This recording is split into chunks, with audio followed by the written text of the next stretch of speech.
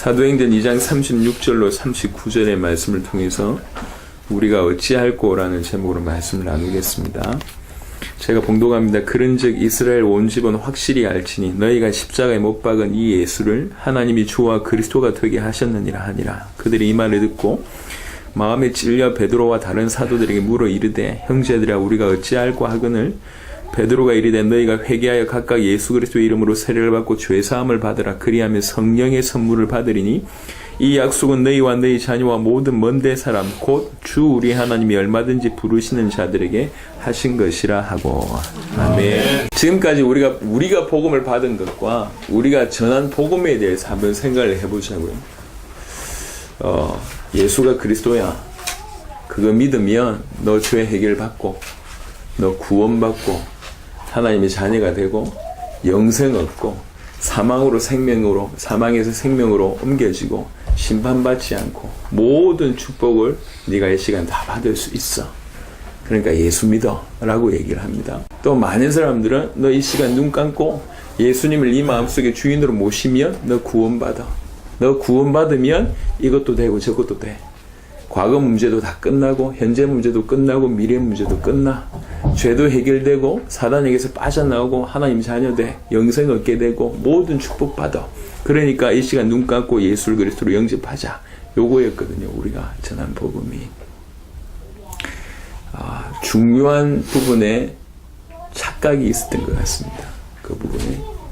중요한 부분에 누수가 있었습니다. 그 누수가 생각보다 너무나 큰 누수였습니다. 오늘 이 본문을 한번 생각을 한번 해보자고요. 사도행전 2장 36절의 결론이었습니다. 너희가 십자가에 못 박은 그 예수를 우리 하나님이 주와 그리스도가 되게 하셨다라고 메시지를 전했습니다. 예수가 그리스도라고 얘기했을 때 이분들은 어떤 마음으로 그 메시지를 받았냐면 내가 그를 죽였구나 이렇게 받았다고. 내 죄가 그를 죽였구나 이렇게 받았다고요. 내 상태가 그분을 죽였구나. 요게 선행이 됐다고. 그럴 때 터져나오는 단식이 뭐냐면 우리가 어찌하면 되겠냐 이런 부분이었거든요. 그 부분에 대해서 이제 해답을 주는 겁니다. 이게 사실은 구원받은 자에게 정상적으로 구원받은 자에게 선행될 수밖에 없는 부분입니다. 이분들이 십자가 못 박였던 군병이 아닙니다. 그리고 공의 원도 아니었다고. 지금 모여든 이 메시지를 받았던 사람들은 우리와 똑같은 입장이라고요. 실제로 못 박았던 인물도 아니었고 못 받게끔 결정했던 인물도 아니었어요. 이분들은 모여든 이 메시지를 듣고 있는 사람들은 우리와 똑같은 입장의 사람들이라고요. 우리와 똑같은 입장인 그들에게 하는 얘기입니다. 너희가 십자가에 못 박여 죽였다 이렇게 얘기하거든요. 우리에게도 해당되는 얘기예요. 근데 이 말을 받는 사람들은 어떻게 받았냐면 내가 죽였구나 이렇게 받았다고. 내 문제를 어떻게 해결하면 되겠나, 내가 어떻게 지옥에서 빠져나올 수 있겠냐, 이것도 중요하지만 정말로 가슴에 부딪혔던 건 뭐냐면 내가 메시아를 죽였구나, 내가 예수를 죽였구나, 내 죄가 그로 하여금 죄되게 했구나, 내 죄와 내 상태가 그로 하여금 죽게 했구나 이렇게 받았다고요. 이렇게. 그럼 어찌하면 되겠냐? 우리가 예수를 죽였는데, 우리가 메시아를 죽였는데 큰일 났구나. 살 수 있는 길이 우리에게 도대체 있겠냐? 이렇게 물은 겁니다. 지금 이제 번영신학이라고도 합니다. 예수 믿으면 이런 축복 받는다라는 신학이 지금 전 세계에 이렇게 너무 팽배해져 있습니다. 우리가 알고 있는 내용이잖아요. 근데 그게 어느 순간에 우리에게도 들어와 있어요. 예수님의 십자가 부활은 사실은 정확한 의미에서는 나하고 상관이 없어. 그냥 나는 단지 예수님을 그리스도라고 믿으면 돼. 사실은 정확하게 믿는 건 아닌데 그냥 인정하면 된다는 얘기죠. 믿으면 요것도 해결되고 저 축복도 받고 요 축복도 받고 영혼도 보장되고 요렇게도 되고 모든 게 다 잘 되는 거예요. 모든 게 보장이 되고 모든 게 축복이고 모든 게 그냥 따라오는 플러스 알고 너무너무 좋아. 안 좋은 게 하나도 없어. 죄도 해결되고 사단에게서 빠져나오고 과거도 끝이 나고 현재도 끝이 나고 미래도 끝이 나고 영혼도 보장되고 내가 하나님의 자녀가 되어지고 모든 축복이 따라와요. 뭐만 하면 영접하면. 눈 감고 예수님을 내 마음속에 오시옵소서 요것만 하면 우리의 믿음의 수준이 그거였다고. 내 마음속에 예수님 오십시오. 그러면 모든 게 따라와요. 안 할 이유가 없잖아. 오랫동안 교회를 다녔던 사람일수록 안 할 이유가 없잖아요. 그러니까 그냥 합니다. 근데 뭐가 없냐면 이게 어떤 일인지를 모르고 있는 거예요. 왜 이런 어마어마한 일들이 따라오는 줄 모르고 있는 겁니다. 그래서 뭐가 없냐면 내가 그를 죽였구나 라는 진정한 의미에서 반성, 깨달음, 회개 이런 게 전혀 없는 상태입니다. 그냥 주님이 주시는 축복만 좋은 것이죠. 과연 그분들이 올바른 믿음을 가지고 있었겠는지는 잘 모르겠습니다. 하지만 지금 우리도 그렇고 우리가 전한 많은 메시지를 돌이켜봐야 돼요. 우리가 어떻게 복음을 받아야 되냐. 복음 앞에 섰을 때 우리가 어찌해야 되냐. 우리가 어찌할꼬 이게 나와야 됩니다. 내가 그를 죽였구나 이게 선행되지 않으면 내 죄가 그를 죽였구나 내 죄가 그로 하여금 죄되게 했구나 라는 게 없으면 우리 역시 플러스 알파 따라오는 축복 보장된 그 보장 그것에 귀 기울인 사람이에요. 인류가 그리스도를 못 박았다 그렇게 해석하면 안 됩니다. 지금 이 사람들에게 십자군병도 아니고 십자가에 못 박았던 군인들도 아니었고 예수님 못 박아 죽이자고 얘기했던 그 공회의 이 사람들도 아니었어요. 그냥 우리와 똑같은 입장인데 베드로가 뭐라고 했냐 니네가 죽였다 이렇게 나왔거든요. 근데 더 중요한 건 이 사람들은 우리가 죽였구나 이렇게 받았단 말이에요. 그게 시작입니다. 시작. 내가 죽였구나 우리가 죽였구나 우리가 그를 십자가에 못 박게 했구나.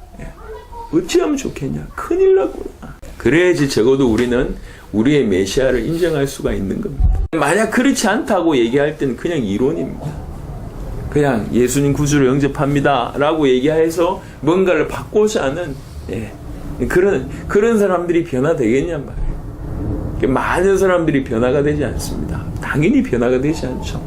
예수님을 모르는데 예수가 누군지 모르는데 자기 때문에 예수님에게 무슨 일이 일어나는지 사실은 모르는데 그 일이 나하고는 예수의 십자가 부활이 나하고는 별 상관이 없는데 굳이 그것 때문에 내가 아파할 이유가 없는데 예수님 십자가 지시고 부활하시고 나한테 주신 그것만 눈에 보이는데 나하고는 상관없는 거예요. 십자가 부활이 어떤 의미에서는 예수님이란 분이 2000년 전에 십자가 지시고 부활하셨다 참 대단한 분이네 이렇게 받아들이는 거하고 전혀 다르지 않는 수준입니다.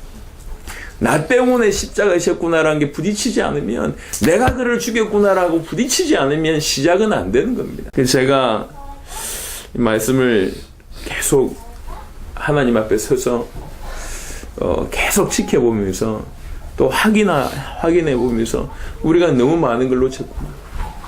너무나 많은 부분을 잃어버렸구나. 너무나 많은 축복들을 상실해버렸구나. 큰일 났구나. 진짜 중요한 것들 다 놓쳐버렸구나. 알게 됐어요. 예수님 구주로 영접하면 이렇다 저렇다. 그 전에 되어야 될 많은 것들은 그냥 묻어두고 했다고 치고 외려놓고 받아야 될 부분들에 대해서는 너무 생각을 하고 있었습니다. 저도 그렇게 복음 전하고 그냥 눈 감고 내 손잡고 영접해주면 그 좋고 시간이 지나도 이 사람의 삶이 변화되지 않는데 이게 맞냐는 거죠. 성경에 계속 확인해 보면서 그렇지 않더라고요. 이후에도 계속 이런 메시지가 나옵니다. 오늘 다 잃어버려서도 좋은데 우리가 어찌할 거라고 그렇게 되물었던 이 사람들의 심령이 적어도 우리 것이 한 번은 돼야 됩니다. 우리의 고백이 돼야 된단 말이에요. 우리가 어찌할 거라고 이 얘기했을 때 이 사람들이 느꼈던 건 뭐냐면 다 자기 일이라 자기 때문에 그렇다라고 진심으로 인정한 거거든요. 그러니까 이런 반응 보이는 겁니다. 그 순간 복음은 이 사람 것이 되는 겁니다. 내가 죽였다 이게 전달되지 않으면 나 때문이다 이게 아니면 내 것은 아닌 겁니다. 내 것은 진실로 복음이 내 것이 되기 위해서 시작해야 될 게 뭐냐? 내가 죽였구나 이게 시작이 돼야 된다. 메시아가 오셨는데 나 때문에 오셨고 나 때문에 죽으셨구나. 나 때문에 그분이 죄가 되셨구나. 죽으셨구나. 어찌할꼬. 요런 고백이 되어질 때 그 다음에 해답이라는 것이 실제로 나에게 해답으로 다가오는 겁니다. 이론이 아니라 신학적인 정리가 아니라 해답으로 다가옵니다. 이런 바탕이 있는 자에게 하는 얘기입니다. 37절에 그들이 이 말을 듣고 마음에 찔려 베드로와 다른 사도들에게 물어 이르되 형제들아 우리가 어찌할꼬 하거늘 베드로가 이르되 너희가 회개하여 각각 예수 그리스도 이름으로 세례를 받고 죄사함을 받으라 그리하면 성령의 선물을 받으리니. 사실은 내놓은 해결책입니다. 내놓은 해결책. 너희가 죽게 됐다. 그것도 영원히 죽게 됐다. 왜 그러냐? 너희 죄가 그렇고 너희 죄 때문에 메시아가 죽었기 때문에 너희가 지금 회개하지 않으면 너희는 영원히 죽을 수밖에 없다. 살 수 있는 길이 있는데 회개해라. 그리고 세례받으라. 그리하면 죄사함을 얻게 되고 구원받는다는 얘기죠. 성령의 선물을 받을 것이다 라고 하나씩 하나씩 풀어줍니다. 그래서 진실로 우리가 어찌할꼬라고 얘기할 때에 그 다음 진행되는 게 뭐냐? 회개라는 겁니다. 자기의 상태를 정확하게 알았을 때 할 수 있는 것이 회개입니다. 그냥 눈물을 흘리는 게 아니요. 진실로 내 상태가 이렇구나라고 깨달았을 때 돌아오는 거예요. 아, 내가 죽게 됐구나. 요것만이 살 수 있는 길이구나. 그러면 그렇게 합니다. 완전히 돌아선단 말이에요. 요런 의미가 회개입니다. 회개는 우는 것도 아니고 그냥 반성하는 수준이 아닙니다. 진실로 회개는 돌아서는 겁니다. 시편 7편 12절에 보면 시편 7편 12절에 사람이 회개하지 아니하면 그가 그의 칼을 가시며 그의 활을 이미 당기어 예비하셨도다. 회개하지 않으면 이미 칼 갈고 활 당긴 상태라. 회개하지 않으면 이 칼이 날아가고 활이 날아간다는 얘기예요. 회개해라. 계속 얘기합니다. 회개해라. 예수님이 비로소 메시지 처음 전하기 시작했는데 그때도 던진 메시지가 회개하라. 천국에 가까이 왔답니다. 회개하라. 회개하라. 마가복음 6장 12절에 보면 제자들도 나가서 던진 첫 메시지가 뭐였냐? 회개하라. 누가복음 5장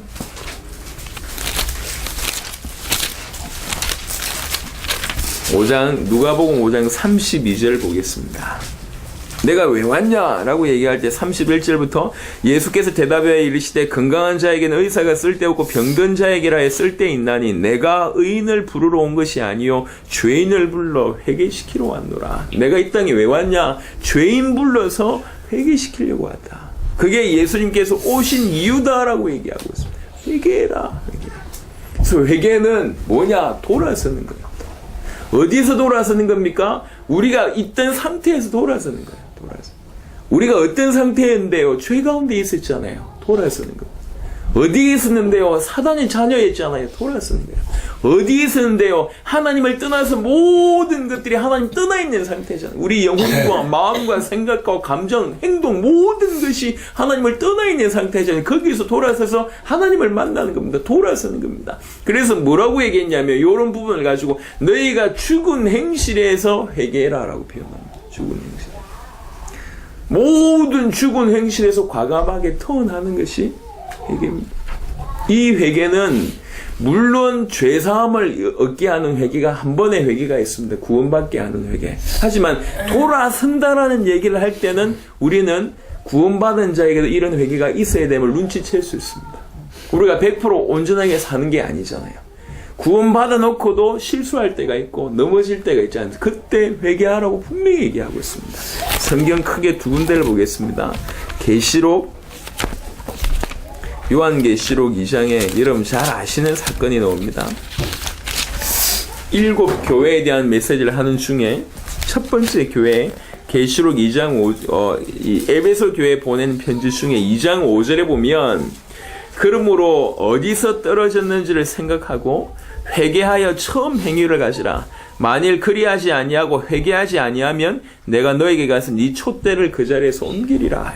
구원은 바꿀 수가 없습니다. 하지만 어느 순간 첫사랑을 잃어버렸습니다. 첫사람을 잃어버려서 첫 행위를 못하고 있어요. 그때 회개해라. 빨리 처음 사랑 가지라고 얘기합니다. 불신자뿐만 아니라 우리에게도 하나님 주신 메시지입니다. 회개해라. 우리가 어찌할꼬 이게 전제되지 않으면 회개하라. 이 말이 그냥 저 멀리 들리는 그냥 막연한 얘기입니다. 근데 실제로 우리가 어찌할 거라고 얘기할 때는 생명수 같은 답이요. 회개하라. 살 수 있는 길입니다. 돌아서야 돼요. 돌아서야 됩니다. 그리고 뭐라고 얘기합니까? 사도행전 2장 38절에 회개하라. 그리고 각각 그리스도 예수의 이름으로 세례받으라고 얘기합니다. 세례라는 의미도 제가 설명을 좀 드렸지만 이건 우리한테 조금 이게 조금 너무 좀 안타까움이 좀 많은데요. 의미가 너무 사라져 버렸어요. 영접이라는 것은 진짜 믿을 때 모시는 거거든요. 진짜 믿고 모시는 겁니다. 근데 진짜 예수가 그리스도라고 이 믿음이 선행되지 않으면서 그냥 따라하는 걸 영접이라고 생각하면서 영접도 오해됐어요. 그러니까 영접하는데 영접 기도하면서 지옥 갈 수 있냐? 많은 사람들이 그렇게 지옥 간다니까요. 많은 사람들이 회개의 의미도 모르고 세례의 의미도 지금 모르고 있습니다. 원래 세례는 예수님 당시는 침례였다니까요. 물속에 푹 들어갔다가 물 밖으로 나오는 겁니다. 물 밖으로. 그러니까 물속에 푹 들어간 건 뭐냐? 죽었다는 의미를 뜻하는 겁니다. 그리고 다시 꺼지고 올리는 것을 부활을 뜻하는 거예요. 죽었다가 다시 삶을 뜻하는 게 이 세례입니다. 그리고 나서는 성경에 보니까 그리스도로 옷 입는 게 세례입니다. 그렇게 세례한 게 뭐냐? 구원의 표다라고 얘기하는 겁니다. 그렇게 하면 구원받는다는 얘기가 아니고 그렇게 세례를 받는 거 보니까 구원받았구나 라고 얘기를 하고 있는 겁니다. 그래서 세례를 그냥 한 문장으로 해석을 하면 주와 하나 되는 것입니다. 그리스도와 합하는 것이 세례입니다. 그리스도와 합해서 죽고 그리스도와 합해서 살고 그리스도와 합해서 옷 입고 그리스도와 합해서 동행하고 이게 세례입니다. 그러니까 진실로 중요한 건 완벽하게 내 있던 그 모습에서 너무 더럽고 너무나 역겹고 내 죄가 주를 죽였다는 것에 대해서 너무너무 비통한 마음으로 그 상태에서 돌아오는 게 돌아서는 게 회개라면 세례는 뭐냐? 돌아설 뿐만 아니라 주와 하나가 되는 겁니다. 주와 합해서 주와 함께 죽고 주와 함께 사는 게 그게 세례입니다. 내가 주님을 받아들인다는 것은 내가 죽는다는 걸 의미하거든요. 내가 죽고 이제 주님이 나에게 산다 이런 의미입니다. 오늘로 나는 죽어. 오늘로 슬픈 일이지만 너무 기쁜 일이라. 내가 죽어야지 그분이 사니까. 그래서 뭐라고 얘기합니까? 사도행전 8장에 보면 그 에티오피아 내시가 세례를 받는 것을 너무 즐거워하잖아요. 물이 있는데 내가 왜 세례를 안 받겠냐? 당연히 내가 죽지. 주님이 나와 산다면 이런 의미에서 세례를 받는 겁니다. 그냥 물 뿌리고 예식하는 정도가 아니라니까 의미를 알아들었어요. 사도행전 9장 17절부터 보면 아나니아가 떠나 그 집에 들어가서 그에게 안수하여 이르되 형제 사울아 추고 네가 오는 길에서 나타나셨던 예수께서 나를 보내어 너로 다시 보게 하시고 성령으로 충만하게 하신다 하니 즉시 사울의 눈에서 비늘 같은 것이 벗어져 다시 보게 된지라. 일어나 세례를 받고 제일 먼저 한 게 요겁니다. 일어나 세례를 받고 예수와 합하는 그부터 한 거예요.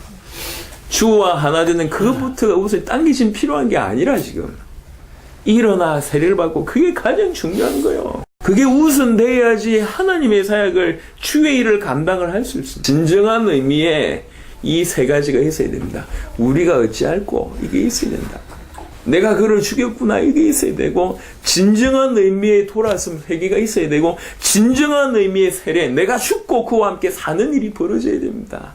그냥 물 뿌리는 게 아니라니까. 내가 죽는 거구나. 오늘 이 시간이 여러분이 인생 전체 과거의 육신적인 인생이 다 십자가에 못 박히는 죽는 날이 되시길 바랍니다. 말씀을 좀 정리하도록 하겠습니다. 우리는 복음을 받았습니다. 예수가 그리스도는 복음 받았습니다. 이 복음으로 당대 세계복음만까지 우리를 끌고 가실 것인데 그러면 하나님 우리를 깊게 하실 것이고 또 이 복음을 받을 많은 사람들을 연결시켜 주실 겁니다. 이 두 가지가 같이 갈 겁니다. 우리를 깊이 있게 하실 때에 하나님이 행하시는 건 뭐냐면 복음으로 하나씩 회복하실 겁니다. 많은 것들. 특별히 복음 받은 자는 어떻게 받아야 되는지에 대한 시작이 우리한테 없었습니다. 복음 받으면 이게 좋고 저게 좋고 요게 좋으니까 요거 해. 보장이 지금 중요한 게 아니라 무슨 일이 벌어졌냐 말이야. 내가 그를 죽였다. 내 죄가 그를 죽였다. 내 상태가 그를 죽였다. 이거 없으면 시작이 안 됩니다. 오늘 저와 여러분들이 우리가 어찌할꼬 이 고백을 할 수밖에 없는 그런 부딪힘이 있어야 됩니다. 이게 시작입니다. 그럴 때 물어보는 거 어찌할꼬. 그럴 때 답이 뭐냐? 회개해라. 돌아서는. 과감하게 주께로 돌아서야 됩니다. 이미 구원받았던 사람들이 대부분 이겠지만 그 구원받은 자에게도 주신 음성입니다. 돌아서라. 처음 행위 이렇냐? 돌아서라. 뜨겁지도 차지도 않냐? 돌아서라. 네가 정말 하나님의 사람대로 인도받고 있냐? 그렇지 않으면 돌아서라. 회개입니다. 그리고 세례를 받으라. 그리스도와 하나 되는 겁니다. 그리스도와 죽는 겁니다. 내가 죽는 거요. 그게 전제되어 있는 겁니다. 그리스도를 모신다고 얘기할 때 기본 깔려야 될 생각이면 내가 죽는 거구나. 과감하게 죽고 주와 함께 영광스럽게 부활하고 갈라디아 3장 27절에 보면 그리스도로 옷 입고 그리고 나서 로마서 6장 3절 4절 골로새 2장 12절 보니까 주와 함께 동행하는 삶을 사는 부분들이 쭉 깔려 있습니다. 이게 유일한 답입니다. 그러면 이렇게 되면 죄사함을 얻게 하고 성령의 선물을 받는다 그랬습니다. 그 성령의 선물 받은 자들의 모습이 사도행전 2장 42절부터 47절까지 모습이 쭉 나오는 겁니다. 오늘 저는 많은 곳에서 그 얘기를 많이 듣습니다. 왜 예수 믿는데 저토록 변하지 않을까요? 라는 질문들을 많은 목사님들한테서 받고 있습니다. 또 그 많은 목사님들한테서 받고 있지 않다 할지라도 생각해 보세요.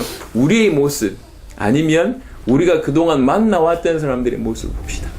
소위 예수가 그리스도란 이 사실을 알고 있는 사람들의 모습을 보자면 정말로 성경의 모습이 나오고 있냐? 그들을 통해서.